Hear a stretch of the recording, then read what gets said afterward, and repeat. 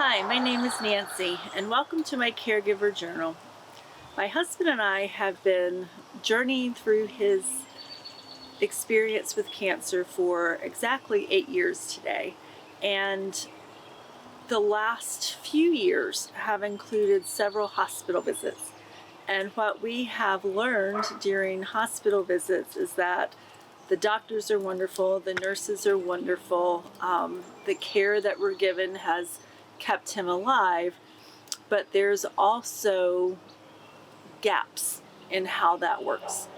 There's times that we feel like we have information that is crucial to Dan's care plan. There are doctors and nurses that do not feel that we have information that's crucial to Dan's care plan, and it can be very frustrating to try to deal with that. Having doctors say things but not be interested in information that we have, experiences that we've had, medications that we know that he needs, and just not, we feel like they're not listening. And in this last experience, it got to the point where when we finally got a doctor to go over, pull up his information, she literally started screaming, "Oh my goodness, look at what's happened."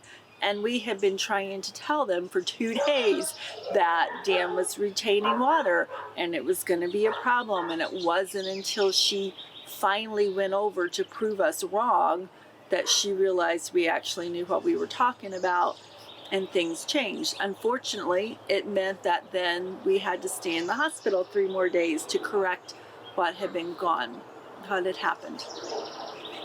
We talked to one of the doctors after that, and he said, "Look, you're good at advocating for yourselves, keep advocating.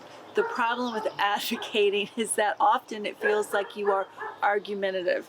In Philadelphia's hospitals, there's signs all over the place stating that it is a felony to physically threaten anyone, to verbally abuse anyone in the hospital."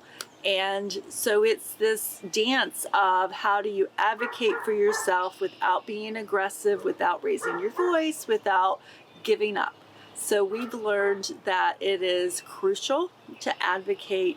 It's important to figure out how to do that in a way that works for everybody. So that is the dance that we've been doing in the hospital the last few days. But I really feel that if you or a loved one is in the hospital, while the care is amazing and so many of us could not live without these doctors and nurses and hospital programs, you still have to pay attention, say what you need to say from your experiences and your knowledge in order for that patient to get the very best care possible.